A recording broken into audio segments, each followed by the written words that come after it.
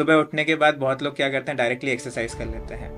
वो भी एग्जैक्टली सही नहीं है। अगर मैं बोलूँ आयुर्वेद के हिसाब से, स्टार्टिंग में उठ के पहले बॉडी मसाज करिए, ब्लड सर्कुलेशन को लेके आइए। अगर आप एक्सरसाइज कर भी रहे हैं तो सूक्ष्म व्यायाम से शुरू करिए, थोड़े जॉइंट मूवमेंट्स करिए and then go ahead with it. Now talking about people who are very weak jatharagni, वो लोग क्या कर सकते हैं, और ये चीज़ हम लोग कराते हैं। क्या कराते हैं कि खाना खाने के पहले, लेट्स से लंच के पहले लहसुन खिला दिया। उससे क्या हो गया, एकदम से ऐसे एंजाइम्स, ऐसा एसिड रिलीज हुआ कि अब कुछ भी आप खाओगे तो मच बेटर हो जाएगा डाइजेशन। लेकिन this is not a general advice, सबके लिए नहीं है। GLP-1 या कोई भी ओजेम्पिक ले लो आप, कोई भी ऐसी मेडिकेशन या फिर कोई भी ऐसे ओवर द काउंटर ड्रग्स ले लो आप, जो आपके हार्मोन्स के साथ खेल रहे हैं ना, या सिंथेटिक हार्मोन्स जा रहे हैं आपकी बॉडी के अंदर, इवेंचुअली आप अपने कोर के साथ खेल रहे हैं। Welcome to podcast series of Healthify let's heal India. और आज हम बात कर रहे हैं लाइफ स्टाइल डिजीजेस को रिवर्स करने में पर आयुर्वेदिक लेंस के थ्रू। और आज हमारे साथ हैं सिद्धार्थ केसवानी, ये लखनऊ से आए हैं। और सिद्धार्थ वर्क करते हैं एज ए न्यूट्रिशन में, as a health coach, yoga में भी वर्क करते हैं। और अभी तक 5,000 से ज़्यादा लोगों को हेल्प कर चुके हैं हील होने में। और सिर्फ डाइट और न्यूट्रिशन से नहीं, और भी कई सारी चीज़ें हैं अलॉन्ग विद आयुर्वेदा, वो आज हम जानेंगे सिद्धार्थ से। तो सबसे पहले Siddharth, welcome to Healthify let's heal India podcast में आपका। And do let me know कि कैसे आयुर्वेदा हेल्प करता है, या अच्छा रहने के लिए आयुर्वेदा की इम्पोर्टेंस क्या है। Thank you so much. सबसे पहले तो namaste everybody who is watching here, and I am very grateful to be here sitting, at least it is the first episode, so I am happy to start it off. Talking about Ayurveda, Ayurveda has been very close to me from a very long time now. हम लोग बात करते हैं disease free lifestyle की, हम लोग बात करते हैं हेल्दी लिविंग की, हम लोग बात करते हैं नेचुरल लिविंग की। आयुर्वेदा में ये कॉन्सेप्ट्स जो हैं बहुत स्टार्टिंग से ही इनबिल्ट किए गए हैं। कॉन्सेप्ट्स लाइक सही टाइम पे सोना, सही टाइम पे उठना, सही टाइम पे खाना, सही तरीके से खाना। धीरे धीरे अभी हम बात करेंगे प्रकृति के बारे में, प्रकृति के हिसाब से खाना। ये सारे कॉन्सेप्ट्स हमारे आयुर्वेद की दृष्टि में बताए जाते हैं। सिद्धार्थ, आयुर्वेदा में आप कैसे आए? वो कैसे आपको इतना अपील किया कि आप आयुर्वेदा में आ गए? Interesting story ma'am. मैं आयुर्वेदा से दूर दूर तक कोई नाता नहीं था। मैं तो बॉम्बे गया था फिल्म मेकिंग करने के लिए। I just had one mission in Bombay, to be famous. वहाँ पे गया, बहुत सारी चीज़ें ट्राई ऑन की। मैं at one point I was living the proper south Bombay guy, जो अलग अलग रेस्टोरेंट्स में जा रहा है। मेरा काम ही यही था कि I give reviews and I get free food. Okay. That was my work. And eventually मैंने उसको एज अ बिजनेस बना लिया था कि I was getting money to make people eat free food. That was my business plan. मेरी PR company थी। At one point I had 15 restaurants under me. सारी चीज़ें हुई। कोरोना हैपेंड, लाइफ में एकदम ही चेंज आ गया। बॉम्बे से वापस बैक टू स्क्वायर वन। कहाँ पे? मेरे होम टाउन पे, लखनऊ में। वहाँ पे मुझे इतना रियलाइज़ हो गया था अपनी लाइफ में कि मुझे फूड से रिलेटेड कुछ करना है। क्योंकि वहाँ पे जब मैं पूरा टाइम रहा तो मैंने बहुत सारे रेस्टोरेंट्स में गया। हेल्थ से मेरा पैशन बहुत स्टार्टिंग से है, मतलब खुद के लिए कुछ ना कुछ करते रहना, सीखते रहना। तो मैं रेस्टोरेंट्स के साथ भी तब था, ओनर्स के साथ बात करता था। तो we were trying to start out a new cloud kitchen based, health based, calorie conscious people के लिए हम लोग बना रहे थे। वहाँ पे एक क्लाउड किचन बना रहे थे। इवेंचुअली वहाँ ये रियलाइज़ किया, either you can go with taste और either you can go with a place जहाँ पे वो आपको फैंसी चीज़ें देगा एट अ प्रीमियम कॉस्ट। तो वो चीज़ वर्कआउट नहीं दिख रही थी वहाँ पे। तो वापस जब लखनऊ आया तो मेरे को इतना क्लैरिटी थी लाइफ में कि फूड से रिलेटेड कुछ करना है। अब फूड से रिलेटेड क्या कर सकते हैं? Either you can go into healthy food और either you can go into unhealthy food. And talking about resources, resources की ऐसा कोई कमी नहीं थी। I could have started my own restaurant and things, but पता नहीं क्यों मेरा रुझाव फिर से हेल्थ की तरफ चला गया। वहाँ पे अब कोरोना का टाइम था, तो मैंने कोर्सेज़ किए, ऑनलाइन कोर्सेज़ किए, मॉडर्न डाइट के कोर्सेज़ किए, आयुर्वेदा डाइट के कोर्सेज़ किए। जब आयुर्वेदा मैंने पहली बार पढ़ा, वात पित्त कफ को पढ़ा, जब मैंने वो लाइनें पढ़ी तो मुझे लगा इसको इतना कैसे पता है मेरे बारे में।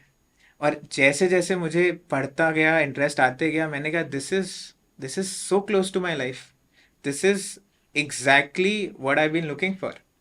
वहाँ पे इतना इंटरेस्ट बढ़ा कि now I wanted to much learn much more and much deeper ways. So I went to university of Patanjali. वहाँ पे मैंने एक साल का पीजी डिप्लोमा कोर्स किया योगा एंड आयुर्वेदा का. Then yoga happened into my life now.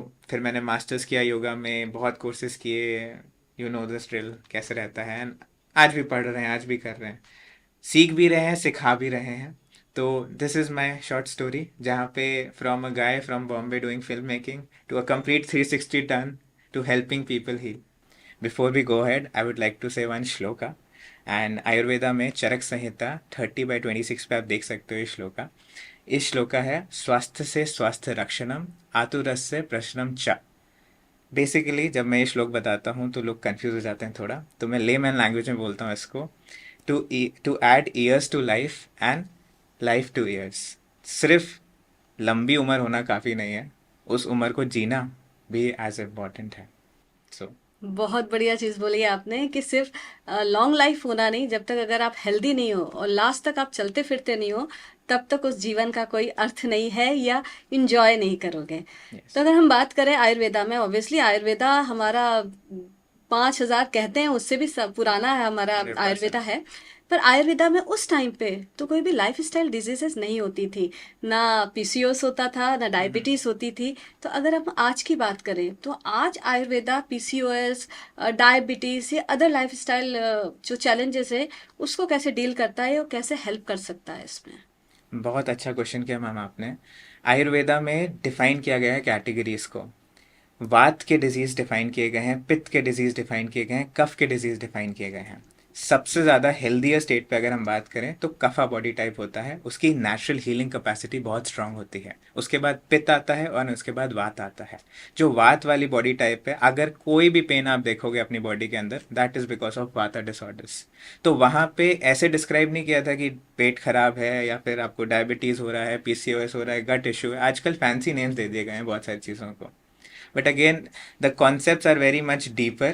And Ayurveda में we talk into जो वात पित्त कफ है. अगर मैं छोटे भाषा में समझाने की कोशिश करूँ आपको वात पित्त कफ क्या होता है. वात पित्त कफ अगर मॉडर्न साइंस की दृष्टि से देखें तो इसको कहते हैं बायो ह्यूमर्स. अब ये एज अ वेक स्टेटमेंट है, क्या होता है बायो ह्यूमर्स. लेकिन अगर आयुर्वेदा की दृष्टि से देखें, जिस एलिमेंट्स से हम लोग बने हैं उस एलिमेंट्स को ही कंबाइन करके, फॉर एग्जाम्पल सिंपल सा पेट है. हम लोग को पता है कि पेट हमारा किससे वर्क करता है, अग्नि से वर्क करता है. तो एक अग्नि एलिमेंट है और उसको कैसे डिफाइन किया गया है, पित्त से. तो सीधी भाषा में बोलें, अगर आपकी अग्नि स्ट्रांग है तो ही जाके आपका डाइजेशन स्ट्रांग होगा. Very nice. सो एग्जैक्टली जो हम बोलते हैं कि हम 5 तत्वा से बने हुए हैं और नेचर भी 5 तत्वा है, 5 एलिमेंट्स हैं, तो इसी 5 तत्वा में हमारा वात पित्त और कफ जो है वो डिफाइन होता है. एक चीज और पूछूंगी सिद्धार्थ आपसे, क्योंकि जब हम जनरल जो लोग बात करते हैं एज ए लेमैन, तो कफा प्रकृति को मानते हैं मोटापा, हम्म.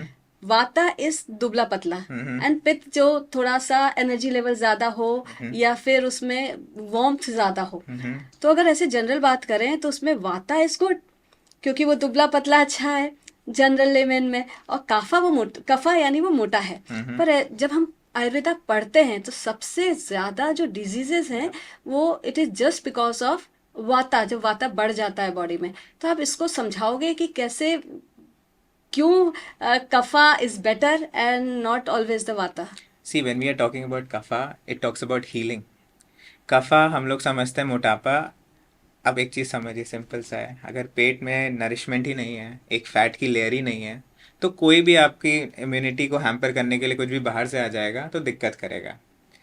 कफा क्या है, it is that immunity layer which your body requires. अब वो इम्यूनिटी लेयर ज़्यादा होती जाएगी तो वो मोटापा होता जाएगा. कफा never talks about motapa, kapha talks about healthy fats. Right. So हम इसको डिफाइन करके समझ सकते हैं. But I would like to say vata के बारे में अगर मैं थोड़ा सा बताऊं, क्योंकि वाता इज समथिंग बॉडी के अंदर, फुल बॉडी में क्या हो रहा है, ब्लड ऊपर नीचे जा रहा है, ब्लड प्रेशर है हमारा ऊपर नीचे जा रहा है. हमारे थॉट्स, जो इलेक्ट्रिकल सिग्नल्स हम लोग कहते हैं ना, इलेक्ट्रिकल सिग्नल से जाते हैं, वो भी वात के थ्रू या एयर के थ्रू ट्रैवल कर रहे हैं. अगर आपकी बॉडी में वात इम्बैलेंस है, सोच भी आप सही से नहीं पाओगे. वाता पीपल ओवर थिंकिंग, एनजाइटी, और अगर उसमें मिक्स कर दो थोड़ा सा कफा तो डिप्रेशन भी हो जाएगा. साथ में कफा का और थोड़ा डिसऑर्डर अगर मैं बताऊं तो डायबिटीज़ भी हो जाएगा। अगर आपका पेट खराब है तो आपकी अग्नि भी वीक है। अगर आपको क्या बोलते हैं उसको, इन्फ्लेमेशन है बॉडी के अंदर, लेट्स से यूट्रस में इन्फ्लेमेशन है, तो क्या हो गया आपको, पीसीओएस पीसीओडी हो गया। तो अगेन ये बात पित्त का बहुत इंटरेस्टिंग है। और एक बात मैं आपको बताना चाहता हूँ, मैं आज से पहले नहीं इतना इंटरेस्टेड था, लेकिन जितना ज़्यादा मैं इसके बारे में रिसर्च करता हूँ, आज तक मैं 500 डॉक्टर्स से ऊपर बात कर चुका हूँ, वात पित्त कफ नाड़ी परीक्षण एंड एवरीथिंग। एंड मज़े की बात है, सबका अलग अलग इंटेक है, बहुत इंडिविजुअल है ये, and that is Y I love this. इतना ज़्यादा इंडिविजुअलिस्टिक अप्रोच है जो मॉडर्न साइंस में मैंने नहीं देखा।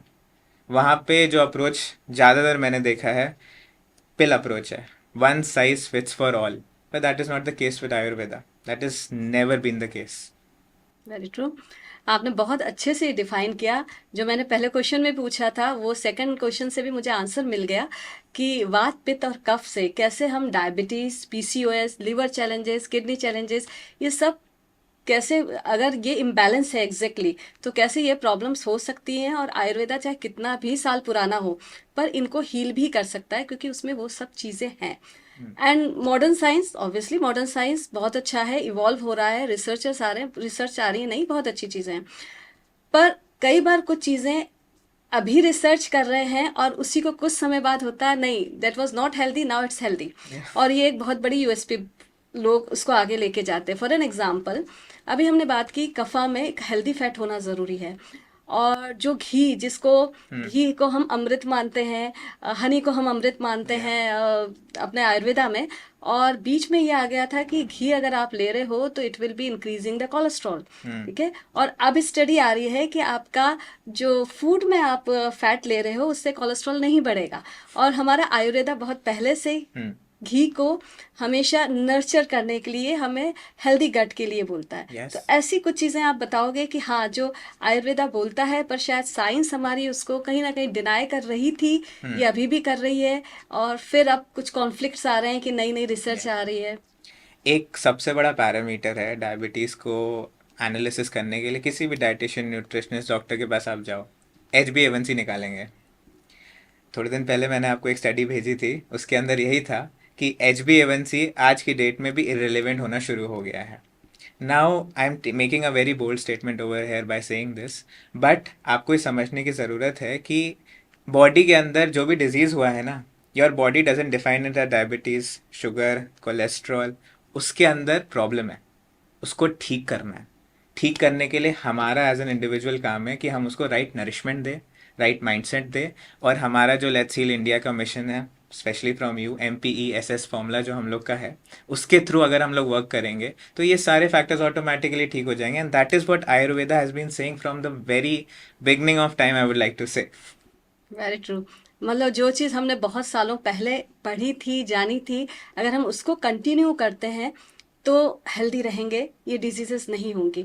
तो अगर हम बात करें आयुर्वेदा में जो हम इतने सालों से जानते थे, तो वो क्या था और वो क्या दिनचर्या है, अगर उसको फॉलो करें तो हेल्दी लाइफ लीड कर सकते हैं। Definitely it's a very interesting topic.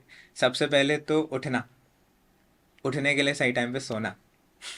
अगर आप सही टाइम पे सो नहीं रहे हो तो सही टाइम पे उठोगे नहीं, इम्पॉर्टेंट चीज़। हमारे आयुर्वेदा में भी कहिए, योग में भी कहिए, शास्त्रों में भी कहिए, और अगर बड़े लोगों की बात भी सुनिए, तो सुबह सही टाइम पे उठना इज़ वेरी इंपॉर्टेंट। एंड सही टाइम को कैसे डिफाइन किया गया है, ब्रह्म मुहूर्त से। अब ब्रह्म मुहूर्त का ये मतलब नहीं है कि आपको रोज़ सुबह 4:30 बजे उठना है। इट्स अ पीरियड जब आप नेचुरली वेकअप कर रहे हो और सबकी नींद खुलती है। मे बी आप आँख बंद करके करवट भर के सो जाओगे, वो अलग बात है, लेकिन नींद टूटेगी, नींद खुलेगी। आपको कॉन्शियसली होके वहाँ पे क्या, अगर आप उठ रहे हो एंड उस टाइम पे स्पिरिचुअली अगर मैं बात करूँ, अगर आप कोई भी प्रैक्टिस करते हो, कोई भी प्रैक्टिस करते हो, उसका इन्हांसमेंट बहुत तेज़ होता है। तो सही टाइम पे उठना दिनचर्या का सबसे पहला पार्ट है। एंड हाँ, जो हमारे मॉडर्न डे पॉडकास्ट जो भी हम लोग कर रहे हैं बड़ी बड़ी लाइटें लगा के, ये लाइट हमारे नेचुरल रिदम्स है, सर्कैडियन रिदम है, उसको प्रॉपरली हैम्पर कर देती है। रात के टाइम पे अगर आप कोशिश करें कि आपके रूम पे येलो लाइट हो, तो it's way better than white light. तो एक हमने क्या किया, थोड़ा रात को फिक्स किया, थोड़ा सुबह को फिक्स किया। अब सुबह फिक्स हो गया है तो थोड़ा सा आगे बढ़ते हैं। सुबह उठने के बाद बहुत लोग क्या करते हैं, डायरेक्टली एक्सरसाइज कर लेते हैं। वो भी एग्जैक्टली सही नहीं है। अगर मैं बोलूँ आयुर्वेद के हिसाब से, स्टार्टिंग में उठ के पहले बॉडी मसाज करिए, ब्लड सर्कुलेशन को लेके आइए। अगर आप एक्सरसाइज कर भी रहे हैं तो सूक्ष्म व्यायाम से शुरू करिए, थोड़े जॉइंट मूवमेंट्स करिए, and then go ahead with it. Now talking about your दिनचर्या, आप सुबह उठे, आपने ब्रश किया, ब्रश, और पहले के ज़माने में क्या यूज़ करते थे, नीम, धातु धातु, धातु यस वो करो। पर क्या है, आजकल है चारकोल का ब्रश आता है, तो वो कर लो। कुछ ना कुछ करके हमने मिक्स कर दिया है। Not saying modern is bad, I am just saying integrate करके हम लोग जितना कर सकें, that is the best approach. तो सुबह उठे, ब्रश किया, थोड़ा सा मसाज किया, उसके बाद दो चीज़ें हैं जो मैंने यूट्यूब पे वीडियोस भी बनाए थे। One is about nasyam and one is about gandush. So oil pulling, जिसको आजकल बहुत फेमस हो गया है। ऑयल पुलिंग में भी दो तरीके होते हैं, एक मुंह में रख लीजिए ऑयल एंड देन उसको होल्ड करके रखिए, एक होता है उसे स्वेल करना है, गुरड़ी करनी है उससे। दोनों के अपने अपने फ़ायदे हैं। I have met people who have told me this कि उनका जो बॉडी में फेस ग्लो होता था वो ऑयल पुलिंग से बढ़ गया है, क्योंकि ऑल दिस इज कनेक्टेड। आप कुछ भी एक्सरसाइज करिए, ब्लड सर्कुलेशन बढ़ाइए, इट विल हेल्प यू। ये करने के बाद थोड़ा सा आपने नस्यम किया, एक्सरसाइज किया, स्नान किया, बात किया, and then you are ready to get for the day. But आजकल क्या होता है, सुबह उठते हैं, फ़ोन चलाते हैं, रील स्क्रॉल कर रहे हैं, ठीक है, आधे घंटे का डोपामिन हिट मिल गया, अब वॉशरूम जाना है। That's how, I wouldn't say most of the people, but a good yes majority of people are starting the day, and we are also part of it. हम लोग भी कभी कभी इसमें, maybe it's designed in such a way, but the more we know the more is better कि हम लोग क्या कर सकते हैं उसके लिए। एग्जैक्टली। बहुत अच्छी चीज़ आपने शेयर की। और जैसे मैं भी बोलती हूँ कि सुबह की अलार्म की जगह अगर हम रात को सोने का अलार्म लगा लें तो that will be super. Much more helpful for us. और जो बहुत बचपन से सुनते आए हैं कि अगर आप सूरज के साथ उठोगे हम्म। तो आप सूरज के जैसे चमकोगे। तो ऑब्वियसली ये हमारे आयुर्वेदा से ही आया है कि आपका सुबह ब्रह्म मुहूर्त पे हम उठें। एंड नस्यम, नस्यम मैं अपना पर्सनल भी बताती हूँ और कई पेशेंट्स को हमने भी यूज़ किया। तो आजकल बहुत सारे साइनस की प्रॉब्लम दिख रही है जिसमें हम्म। डॉक्टर्स मोस्टली कह देते हैं कि आपको सर्जरी करानी पड़ेगी। पर अगर आप किसी राइट आयुर्वेदिक प्रैक्टिशनर से बात करो तो वो आपको राइट वे में नस्यम बताएंगे, या। वो आपके लिए बहुत हेल्पफुल होगा। क्या आपके साथ कभी ऐसा कोई केस आया यस। जहाँ आपने देखा कि हाँ साइनस है और उसे नस्यम से ठीक हुआ, प्लेक है उसे और उसने अगर वो रेगुलर ऑयल पुलिंग कर रहा है तो उसका ये हम्म। चैलेंजेस कम हुआ, ऐसे कोई केसेस? एक केस है मेरे पास, हम्म। उनका पॉलिप्स बढ़ा हुआ है। हम्म। अब डॉक्टर ने उनको डायरेक्ट सर्जरी बोल दी, इन्होंने सर्जरी करा दी, ओके। फिर से वो पॉलिप्स आ गया। तो क्या हुआ, क्या किस कुछ भी म्यूटेट हुआ, ऊपर से स्ट्रक्चर आ गया, पॉलिप्स बन गए, और वो पॉलिप्स क्या हो गया, फिर से ग्रो कर रहे हैं। अब इंटरनली वो ठीक नहीं हुआ है, वो फिर से ग्रो किया है।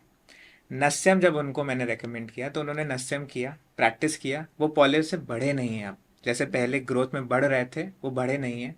He is in much more stable state. धीरे धीरे करके वो फील कर रहे हैं कि उनकी नाक खुल रही है, तो मतलब कि वो नीचे कम भी हो रहा है। टॉकिंग अबाउट साइनसेस, साइनसेस के लिए मेरे पास एक पॉइंट है एक्यूप्रेशर का यहाँ पे। हम्म। एक्यूप्रेशर की भी बहुत सारे पॉइंट्स होते हैं। हम्म।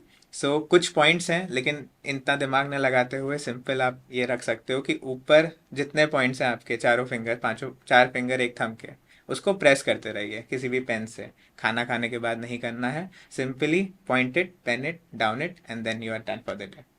वाह। सो एग्जैक्टली हमारे पास कितनी सारी चीज़ें हैं पुरानी जिससे हम हेल्दी रह सकते हैं। और जैसे आपने कहा पॉलिप्स का ऑपरेशन कराया, सर्जरी कराई। मैं किसी भी फील्ड को गलत नहीं बोलूँगी कि एलोपैथी गलत है, होम्योपैथी गलत है।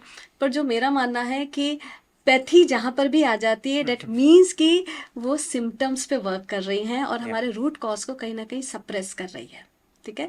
तो पैथी की तब ज़रूरत हो जब अब आपके हाथ में कुछ भी नहीं है, पर साथ साथ कोशिश करें कि रूट कॉज को क्योर करने में। तो आयुर्वेदा कैसे रूट कॉज पे वर्क करता है? Before talking about Ayurveda root cause, I would like to tell you one funny thing which when I was studying Ayurveda, तो हम लोगों को सिम्टम्स पढ़ाते थे। एंड मॉडर्न साइंस के लैंग्वेज में भी सिम्टम्स को पढ़ना है, किसी भी डिजीज को आपको पढ़ना है तो उनके सिम्टम्स को पढ़ना है। एक सिम्टम अगर आप नहीं डिफाइन कर पाओगे तो आप उसको एक दूसरी कैटेगरी में डाल दोगे, और उस कैटेगरी नाम है idiopathic diseases. I think you know, वो नाम ही इडियट से आया है। यस। अगर कुछ समझ नहीं आ रहा है, अगर इतना कुछ प्रिसाइज है एलोपैथी और सारी चीज़ें बहुत प्रिसाइज हैं। इवन अगर हम लोग कैलोरी काउंटिंग में भी बात करें तो हर चीज़ एकदम मैथ टू पॉइंट प्रिसाइज है। फिर भी क्यों कैलिफोर्निया के एप्पल का कुछ अलग है और हमारे यहाँ दिल्ली में जो एप्पल है उसका कुछ अलग है। कुछ बातें हम लोग को सोचनी चाहिए, समझनी चाहिए। तो I would like you to go ahead now. तो एग्जैक्टली सब चीज़ लिखी हुई ज़रूरी नहीं है, कुछ लॉजिक माइंड भी होना चाहिए, या उससे चीज़ें समझ आती हैं। ओके, जब हम आयुर्वेदा की बात करते हैं तो जनरली डाइजेशन में हमेशा एक बात करते हैं, जठर अग्नि। या ठीक है, अग्नि में मोस्टली लोग जानते हैं जठर अग्नि, पर सिर्फ जठर अग्नि नहीं है। हम अगर आयुर्वेदा में जाएं तो और भी अग्नि होती है, धातु यस से रिलेटेड अग्नि होती यस है, हमारे एलिमेंट से रिलेटेड अग्नि होती हैं। तो इसमें आप थोड़ा डिटेल बताओगे, और साथ साथ हमारे गट हेल्थ को आयुर्वेदा कैसे हेल्प करता है? थोड़ा दो क्वेश्चंस हैं तो आप यस मैम। सो जठर अग्नि हम लोग सब जानते हैं। एंड जठर अग्नि को बेसिकली डिफाइन किया जाता है आपके HCl लेवल्स से। अगर वो ज़्यादा निकल रहा है तो इसका मतलब है आपका जठर अग्नि स्ट्रांग है, अगर वो कम निकल रहा है तो इसका मतलब है जठर अग्नि वीक है। और उसमें भी एंजाइम्स का भी प्ले है। अगर मॉडर्न साइंस की दृष्टि से थोड़ा सा समझें, जो भी खाना जा रहा है और उसमें जो जूसेस निकल रहे हैं, अगर वो अच्छे से ब्रेक डाउन हो जा रहा है तो आपकी जठर अग्नि स्ट्रांग है। अगर वो ब्रेक डाउन अच्छे से नहीं हो रहा है तो आपकी जठर अग्नि वीक है। आयुर्वेद में जठर अग्नि को बूस्ट करने के लिए बहुत सारी चीज़ें हैं। फॉर एग्जाम्पल जीरा का इस्तेमाल किया जाता है। जीरा सिंपल है, हमारे सबके घरों के घर पे किचन में अवेलेबल रहता है। अगर आप जीरा पानी रोज सुबह उठ के पियेंगे तो आपकी जठर अग्नि मेटाबॉलिज्म स्ट्रांग हो जाएगा। Now talking about people who are very weak jathar agni, वो लोग क्या कर सकते हैं, और ये चीज़ हम लोग कराते हैं। क्या कराते हैं कि खाना खाने के पहले, लेट्स से लंच के पहले, लहसुन खिला दिया। उससे क्या हो गया, एकदम से ऐसे एंजाइम्स, ऐसा एसिड रिलीज हुआ कि अब कुछ भी आप खाओगे तो मच बेटर हो जाएगा डाइजेशन। लेकिन this is not a general advice, सबके लिए नहीं है। I repeat again, this is not a general advice, सबके लिए नहीं है। फॉर एग्जाम्पल फॉर मी, अगर मेरी पित्त डोमिनेटिंग प्रकृति है, मैंने खा लिया तो मेरे को हीट बढ़ जाएगा, पिंपल्स आ जाएंगे, XYZ प्रॉब्लम हो जाएगी। तो हमेशा किसी आयुर्वेदिक डॉक्टर, प्रैक्टिशनर या किसी डाइटिशियन न्यूट्रिशनिस्ट से टच में होके ये चीज़ें करें। कोई भी कुछ भी बोल रहा है इंटरनेट पे, don't understand this, don't take it for your thing, आप don't take it for granted basically. And talking about different type of agnis, as you said, elemental agnis है हमारी, वात पित्त कफ की अग्निस है हमारी। I am guilty of this, चश्मा पहना हूं मैं, ठीक है। तो बचपन में ही आईज में भी अग्नि होती है। अगेन योर पित्त इज डिफाइंड। अगर जिसकी पित्त डोमिनेटिंग बॉडी होती है, जनरली आप देखोगे उसके या तो बाल झड़ेंगे या तो बाल वाइट होने लग जाएंगे, जल्दी पकेंगे बेसिकली, या आईज में वीकनेस होगी, या फिर दांत पीले पड़ने लगेंगे। Anything which is related to your HCl, more heat in the body, वो उसके सिम्टम्स उनको दिखेंगे, स्किन डिजीजेस होने लग जाएंगे। तो ये सारा क्या है, हर जगह अपनी बॉडी में मेटाबॉलिज्म हो रहा है, हर जगह हमारी बॉडी में कुछ प्रोसेसेस हो रहे हैं। अब उन प्रोसेसेस को, फॉर एग्जांपल चाय बनानी है, चाय आई होप कम से कम लोग पिए, लेकिन चाय बनानी है, तो I would like to ask you, चाय कैसे बनती है?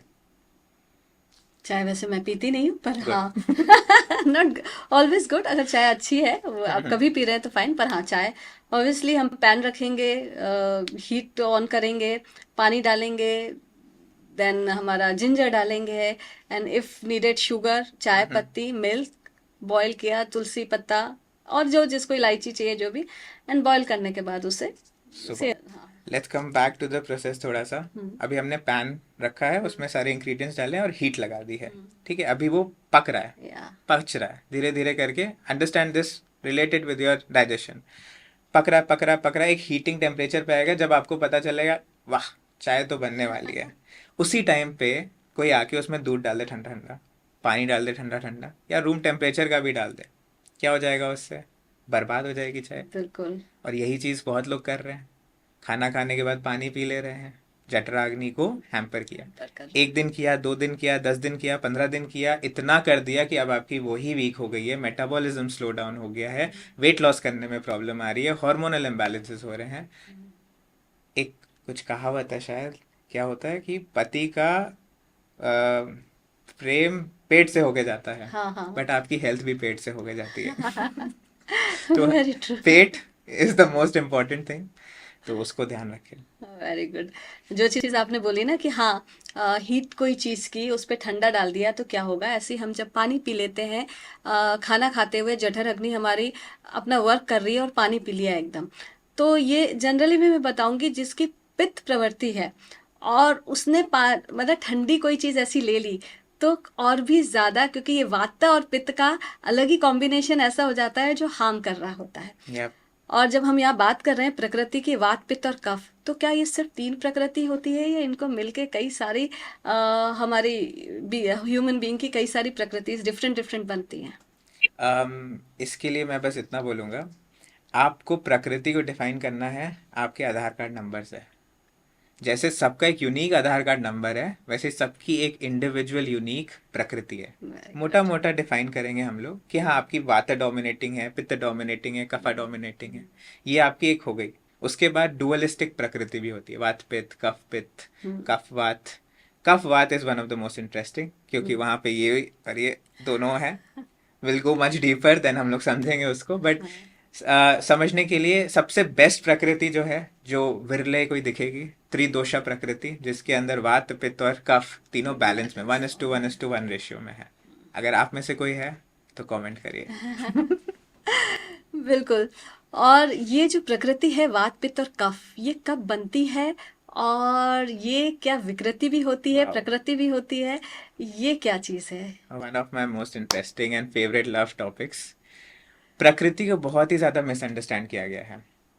प्रकृति, जितना मैंने पढ़ा है उसके हिसाब से मैं समझता हूँ कि प्रकृति जब मदर फादर कंसीव कर रहे होते हैं तब बन जाती है। उस टाइम पे मम्मी की क्या स्टेट थी, पापा का क्या स्टेट था, इतना तक कि रूम में कौन सी स्मेल थी, कौन सी लाइट्स थी, सब चीज़ें डिफाइन करती है कि उस बच्चे की प्रकृति क्या होगी। आप कौन सा वंश लिटरली इस दुनिया में ला रहे हो, it is defined by that moment.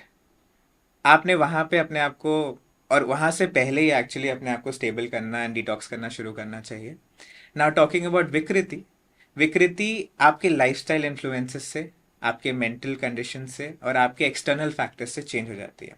For example, बचपन से लेके मिडिल एज तक एक इंसान नॉर्मल है, मीडियम है, कोई दिक्कत नहीं है। अब उसने वेट गेन करना शुरू हो गया, तो वी विल से उसकी विकृति जो है वो कफा विकृति हो रही है। बट क्योंकि वो मीडियम रहा है अपने जीवन काल में, उसकी जो प्रकृति आएगी, जस्ट टेलिंग यू कि वो पित्त पे डोमिनेटिंग आएगी। तो अंडरस्टैंड दिस कि एज के साथ, टाइम के साथ, एक्सटर्नल फैक्टर्स के साथ आपकी प्रकृति नहीं चेंज होगी, लेकिन आपकी बॉडी के अंदर विकृति आ जाएगी। तो इस विकृति को वापस हमें नॉर्मल करना होता है या नहीं करना होता है? दो आंसर्स हैं इसके अंदर। ये मैंने क्वेश्चन जब मैं पढ़ाई कर रहा था अपने टीचरों से किया था, अपने स्टूडेंट्स, अपने फ्रेंड्स एंड कलीग से किया था, तो दो आंसर्स मिले थे। I would just like to tell you. अब वो अगर कोई विकृति ऐसी है जो आपको हैम्पर कर रही है, फॉर एग्जाम्पल अगर कोई मोटा हो गया है, कफ बढ़ गया उसके अंदर, तो ये तो विकृति है जो अपने को परेशान करेगी, आज नहीं तो कल n number of diseases. Obesity is an umbrella of diseases, right? तो आप उसके अंदर अपने लिए वहीं जा रहे हो, गलत जगह जा रहे हो, तो वहां पे वापस से आपके नेचुरल स्टेट पे आने की ज़रूरत है। पर फॉर एग्जाम्पल कोई ऐसा बच्चा है जो बचपन में स्टैमर करता है, उसकी ऐसी ऐसी प्रकृति, बात का अगर मैं बात करूं तो there are people who are, थोड़े से कॉन्फिडेंस कम होता है, उनको स्टैमरिंग होती है। अब अगर वो उस चीज़ को वापस से अपने ओरिजिनल स्टेट पे लेके जाएंगे तो इस वर्ल्ड में सरवाइव नहीं कर पाएंगे। वहाँ पे उनको थोड़ा स्किल सीखना पड़ेगा, समझना पड़ेगा, कमांडिंग लैंग्वेज लानी पड़ेगी, वॉइस मॉड्यूलेशन सीखना पड़ेगा। वहाँ पे वो चीज़ चेंज करना गलत नहीं है। पर अगेन मेरी डिस्कशंस होती गई, मैं समझता गया इसके बारे में। नेचुरली जहाँ पे आपकी बॉडी रेस्ट कर रही होती है, that is the best state to be in. Very good. अभी जो हमने डिस्कस किया उससे एक चीज़ तो ये जो आजकल बहुत चल रहा है कि डीएनए डाइट, डीएनए वे में हम करना है, जीन डाइट, ये जीन चीज़ें डाइट। चल रही है। तो एग्जैक्टली ये आज की नहीं है, इतने सालों पुरानी हमारे आयुर्वेदा में, क्योंकि अभी आपने बताया जैसे सिद्धार्थ कि हमारी प्रकृति तब डिसाइड होती है जब कंसीव किया जाता है। उस मोड पे पेरेंट्स की क्या थिंकिंग, मेंटली, फिजिकली, इमोशनली, वो कैसे उस समय ही प्रकृति डिफाइन हो जाती है। तो वो एग्जैक्टली आपका जीन है। तो हमारे लिए वो आज की क्या प्रकृति है या क्या विकृति है, उस अकॉर्डिंगली जब हम अपने क्लाइंट को, पेशेंट को गाइड करते हैं, तो that is a gene diet, gene nutrition या डीएनए डाइट या डीएनए न्यूट्रिशन। तो ये पहले से चला आ रहा है, या आजकल इसको थोड़ा सा अब इसकी स्टडी हम कह यस सकते हैं कि हमारे मॉडर्न साइंस में अब शुरू हुई है। पर आयुर्वेदा जो प्रैक्टिस कर रहा है, जिसको इसकी नॉलेज है, वो आपको राइट वे में जीन डाइट या डीएनए न्यूट्रिशन ही देगा, अगर वो न्यूट्रिशन प्रैक्टिस कर रहा है तो। Very good. आप कुछ बोलना चाहोगे? आज की डेट में आयुजेनोमिक्स यस। एक नई चीज आई है हाँ। जो कि हम पढ़ चुके हैं पहले से। पर आयुजेनोमिक्स क्या है? वो वात पित्त कफ के बेसिस पे ही डाइट बना रहा है, या वात पित्त कफ के बेसिस पे आपके जिनोमिक्स आयुर्वेदा से रिलेट करके कैसे आप उसको आज की डेट में इस्तेमाल कर सकते हो। बेसिकली क्या है, फॉर्चुनेटली अनफॉर्चुनेटली, जब तक कोई बाहर से आके बोलता नहीं है ना कि आपकी चीज सही है, हाँ। तब तक लोगों के कान नहीं बजते। तो वो चीज आप समझिए कि हमारा जो भारत है, सनातन धर्म है, इसमें बहुत सारी ऐसी चीजें हैं जो इतनी साइंटिफिकली रिसर्च करके नहीं बताई गई हैं, लेकिन उनका इम्पैक्ट उससे बहुत ज्यादा है। क्योंकि पहले जो होता था, जो भी रिसर्च या जो भी एजुकेशन या नॉलेज थी, वो वर्ड टू वर्ड, वर्ड या माउथ थ्रू ही वो सर्कुलेट हुई थी, और इतनी ज़्यादा बुक में नहीं थी। तो शायद लोग उसको उतना नहीं समझते हैं, मानते नहीं हैं। और जो बाहर से आ रहा है, तो उसको लगता है अच्छा ये मॉडर्न साइंस से इसे समझना आई है। जस्ट वन थिंग, जो हमारे पुराने ऋषि लोग थे जी हाँ। वो रिसर्चर्स ही थे। एग्जैक्टली। अच्छा, एक छोटे में आप बताओगे हमारे ऑडियंस को, अगर उन्हें जानना है कि उनकी प्रकृति क्या है, तो वात पित्त और कफा के जो प्रोमिनेंट करेक्टर्स हैं। हम्म। और एक क्वेश्चन और मेरे दिमाग में आया कि फिजिकल प्रकृति एंड मेंटल प्रकृति क्या डिफरेंट होती है? Okay, just go one by one. Hmm. तो किसी को भी अगर घर पे बैठ के अपना प्रकृति एनालिसिस करना है, so there are so many test, you can just Google it and go for it. But just तीन चार क्वेश्चन अपने बारे में समझिए, पूछिए। पहला तो आपका बॉडी फ्रेम आज नहीं, जब आप अर्ली ट्वेंटीज़ में थे तब कैसा था, क्योंकि दैट इज़ द मोमेंट। और कई किसी की भी मेजर अगर कोई सर्जरी हुई है, उससे पहले अंडरस्टैंड करिए कि आपको अपना प्रकृति को डिफाइन करना है। पतला बॉडी टाइप है तो वाता है, मीडियम है तो पित्ता है, थोड़ा हेफ्टी है तो वो कफा है। हेफ्टी का मतलब फैट नहीं होता है, हेफ्टी का मतलब उसका स्ट्रक्चर ही थोड़ा सा हैवी होता है, थोड़ा सा ब्रॉडर होता है। And that is okay, that is not a problem, broader structure is okay. Secondly, मैं क्वेश्चन पूछता हूँ, अगर मेरे को एकदम से किसी की प्रकृति जाननी होती है तो मैं उनका गट के बारे में पूछता हूँ। तो अगर आपको कुछ भी उल्टा पुल्टा आप खा रहे हो, तो क्या आपको पहले डायरिया हो रहा है, तो आप हो सकता है कि पित्ता डोमिनेटिंग हो। अगर आपको कॉन्स्टिपेटेड फील हो रहा है तो there is a high possibility आप वाता डोमिनेटिंग हो। अगर आपका ओके ही है, तो आपका मॉडरेट है, तो फिर it is mostly kapha. Next season में पूछता हूँ कि आपको सीजन कौन सा समझ में आता है या नहीं समझ में आता है। जो वाता पीपल होते हैं उनको कोल्ड और ड्राई वेदर नहीं समझ में आता है। जो कफा पीपल होते हैं उनको कोल्ड और ह्यूमिड वाला वेदर नहीं समझ में आता है। और जो पित्त पीपल होते हैं उनको हीट नहीं समझ में आती है। तो इससे एक बेसिक अंडरस्टैंडिंग आप ले सकते हो कि आप कहाँ पे डोमिनेटिंग ज़्यादा हो। Talking about your mental health, yes, अगर कोई फिजिकली लेट्स से वाता है लेकिन वो मेंटली कफा हो सकता है। वाइसा वर्सा इज ऑल्सो पॉसिबल। बाहर से आपको दिखेगा it's a very huge person, but अंदर से और ज़्यादा एंशियस फील करेगा वो। तो any thing and every thing is possible in terms of Ayurveda. आपकी बॉडी फिजिकली अलग हो सकती है एंड मेंटली भी अलग हो सकती है। अब हम आते हैं कि आयुर्वेदा, सब आयुर्वेदा हर्ब्स लेना चाहते हैं, हर कोई आयुर्वेदा को फॉलो करना चाहता है। आजकल वापस बहुत इन हो गया है कि हाँ मुझे आयुर्वेदिक चीज़ें चाहिए। तो ओवर द काउंटर बहुत सारे लोग बहुत सारे हर्ब्स ले लेते हैं। कई सारी जो आयुर्वेदा में मेडिसिनल हर्ब होती हैं, खासकर मैंने कोविड में देखा बहुत लोगों ने काढ़ा पिया, और बहुत इजीली लोग गिलोय लेते हैं। मेरे पास कई पेशेंट्स आते हैं, तो गिलोय, हाँ मैम मैं तो रोज़ गिलोय लेती हूँ, और उनको ये नहीं पता कि वो हाइपोटेंसिव है, बीपी लो है, उससे उनको और चैलेंजेस आ जाएंगे, हीमोग्लोबिन लो है। तो क्या आपके पास ऐसे कभी भी कोई भी पेशेंट्स आए जिनको ओवर द काउंटर उन्होंने कोई ना कोई ऐसे हर्ब्स लिए हैं और यूज़ कर रहे हैं, जिसकी वजह से उन्हें प्रॉब्लम या हेल्थ की कोई ना कोई चैलेंजेस हुए? I had one client, she is a scientist, तो बहुत रिसर्च करती हैं, अपना सारी चीज़ें करती हैं। तो उन्होंने रिसर्च किया, फाइंड आउट किया, उनको हार्ट से रिलेटेड कुछ इश्यूज थे। तो उन्होंने फाइंड आउट किया कि अर्जुन की छाल is a very good thing अगर आप कंज्यूम करो जब आपके हार्ट इश्यूज हो। Even recently one of my father's friend, उनको किसी ने भेज दिया, उनके हार्ट में स्टंट पड़ना था, तो उनको किसी ने अर्जुन की छाल का पैकेट भेज दिया। जब मैं गया उनके पास, उनसे पूछा, तो उन्होंने कहा कि ये पैकेट है, ये मुझे इसकी चाय बना के लेनी है। मैंने कहा आप कितना डालोगे? वो नहीं पता। जस्ट लाइक माई क्लाइंट, उन्होंने इतनी क्वांटिटी यूज़ कर ली कि she has to vomit it out. God. और कुछ लोग क्या है कि वॉमिट करने के बाद फिर से कंज्यूम कर रहे हैं, बिकॉज एक वो है ना कि करना है, वो वाला एक जिद हो जाती है किसी किसी की, और वो कभी कभी जिद इतनी भी हो जाती है कि आप अपने आप को हैम्पर कर देते हो।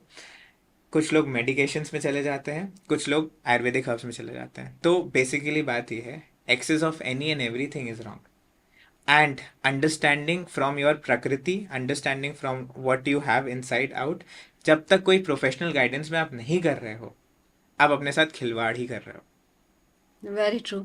तो आयुर्वेदिक हर्ब्स जो भी हैं, these are the medicinal herbs. तो इसको बिना किसी से गाइडेंस लिए, जिसको इसमें नॉलेज है, जो इसका प्रैक्टिशनर हो, जो सर्टिफाइड है, उससे ओवर द काउंटर ना लें। फॉर एन एग्जाम्पल, अभी सिद्धार्थ ने बात की है अर्जुन की छाल की, मैंने गिलोय के पेशेंट्स देखे हैं, अश्वगंधा, ये सब है। कितने टाइम ड्यूरेशन के लिए लेना है, कितना कंज्यूम करना है, और क्या कॉम्बिनेशन होना चाहिए। कॉम्बिनेशन से याद आया, क्या हमारे आयुर्वेदा में बहुत से ऐसे फूड के कॉम्बिनेशंस होते हैं जो लेना चाहिए, नहीं लेना चाहिए, उस पर आप क्या कहना चाहोगे? वेल, जब कॉम्बिनेशंस की बात की, जब मैं पढ़ाई कर रहा था इसके बारे में, तो हम लोग मिल्क शेक पीते हैं, मिल्क और बनाना। एंड आजकल बहुत इन है, इंस्टाग्राम पे आप सर्च यस। करोगे यार, तीसरी रील में आएगा मिल्क और बनाना गलत है, जो कि टेक्निकली गलत है। अकॉर्डिंग टू आयुर्वेदा, अपने को मिल्क के साथ कुछ नहीं मिक्स करना चाहिए। बट अगेन, आप कौन सा मिल्क ले रहे हो, कहाँ से सोर्स्ड है आपका, वो सारी चीज़ें भी मैटर करती है। Let the influencers talk it out, मैं दूसरी बातें करता हूँ। टाइम का भी एक होता है, कौन से टाइम पे आप ले रहे हो। फॉर एग्जाम्पल दही, दही अगर आप रात में लोगे तो वो वाटर रिटेंशन करेगा बॉडी में, दही अगर आप दिन में लोगे तो वो वाटर रिटेंशन नहीं करेगा बॉडी में। ये आयुर्वेदा में स्पेसिफिकली डिफाइंड है। दही, बहुत लोगों को नहीं पता होगा कि दही की जो तासीर है, उसका पोस्ट डाइजेस्टिव इफेक्ट है, वो गर्मी करता है। एंड ये सुन के मेरा हार्ट ब्रेक हो गया था। क्यों? क्योंकि मैं बचपन से दही खाता हूँ, मुझे लगता है कि मेरे को तो ठंडा कर रहा है, क्योंकि मैं ठंडा नहीं दही खा रहा हूँ।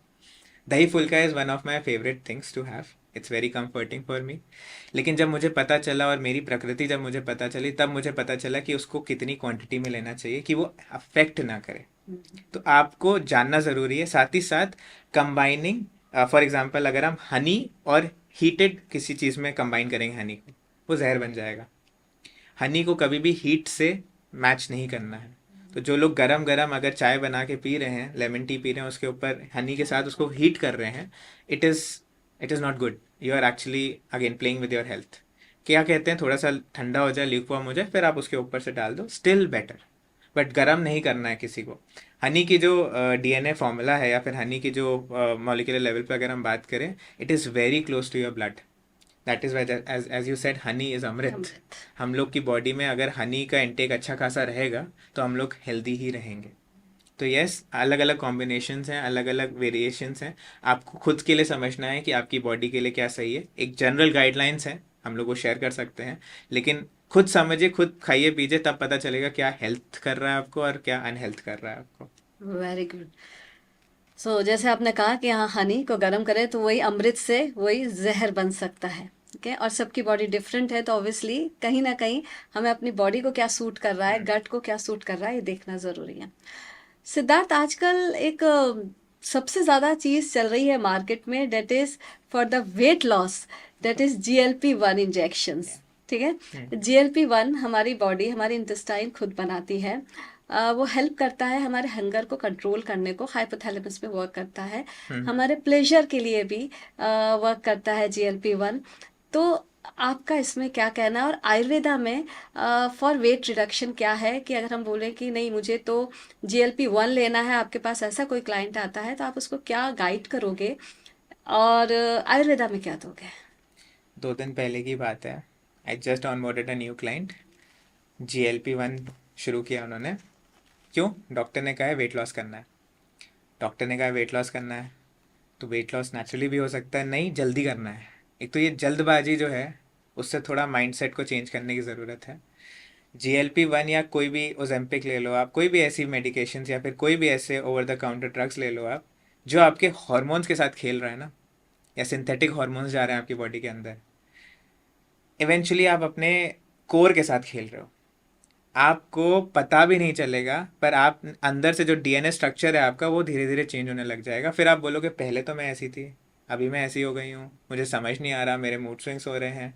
कल मैं मिला किसी से, उनका ही जर्नी शुरू हो गया है, डॉक्टरों के चक्कर काट रही हैं, फर्टिलिटी की पेशेंट हैं। अब धीरे धीरे करके डॉक्टर एएमएच लेवल्स बता रहे हैं, फिर ये बता रहे हैं, वो बता रहे हैं। It's like a rabbit hole. True. जितना ज़्यादा आप घुसेंगे, आई एम नॉट सेइंग वो सही है गलत है, take it up to you, take it with a grain of salt, पर खुद के लिए खुद की नॉलेज होना ज़रूरी है। Very true. बहुत लोगों को एज फीमेल्स ये भी नहीं पता है कि 4 फेजेस होते हैं मेंस्ट्रुएशन साइकिल के। 2 ही पता है, एक ही पता है। तो अगर आपको खुद की हेल्थ का ही नहीं पता है, you are just giving it as in a plate to whatever person you want to experiment with. अब एक चीज़ मैं बोलूँगा, I know people in very big name hospitals and these people are doctors. Yes. You are not going there as a patient, you are going there as a body to experiment on. तो अगर आप okay हो तो everything is okay, but अगर आप you have taking the control over your health, then there is Ayurveda, then there is naturopathy, then there is yoga. Ayurveda में बहुत सारी ऐसी चीज़ें हैं, दिनचर्या जैसे हमने डिस्कस किया, वात पित्त कफ के हिसाब से खाना हमने डिस्कस किया। इन सब चीज़ों को अगर आप इम्प्लीमेंट करोगे, बहुत सारी अदर प्रैक्टिसेस आप करोगे, तो यस MPESS फॉर्मूला आप यूज़ करोगे तो definitely it will be yes. Best. Very nice Siddharth. मैं अगेन बोलूँगी कि हम डॉक्टर्स के अगेंस्ट नहीं हैं, या हॉस्पिटल्स के अगेंस्ट नहीं हैं, पर जिसका जो काम है वो करें। डॉक्टर्स को ट्रेन किया गया है कि आप मेडिसिन्स दो, वो मेडिसिन्स देने के लिए हैं। पर अगर कोई लाइफस्टाइल डिजीज़ है जो हमारी लाइफस्टाइल से हुई है, तो डेट मीन्स कि उसे हमें लाइफस्टाइल ठीक करके उसे ठीक ठीक किया कर जा सकते सकता हैं। है। तो आप नाक ऐसे पकड़ो या आप नाक ऐसे पकड़ो, इट्स अप टू यू। कि यस, अगर आपने ऐसी कोई भी चीज़ें ली हैं जो सिंथेटिक है और आपको नुकसान कर रही है, तो बाद में भी आपको जब तक लाइफस्टाइल को ठीक नहीं करोगे, वो आप सस्टेनेबल रिजल्ट्स नहीं लाओगे।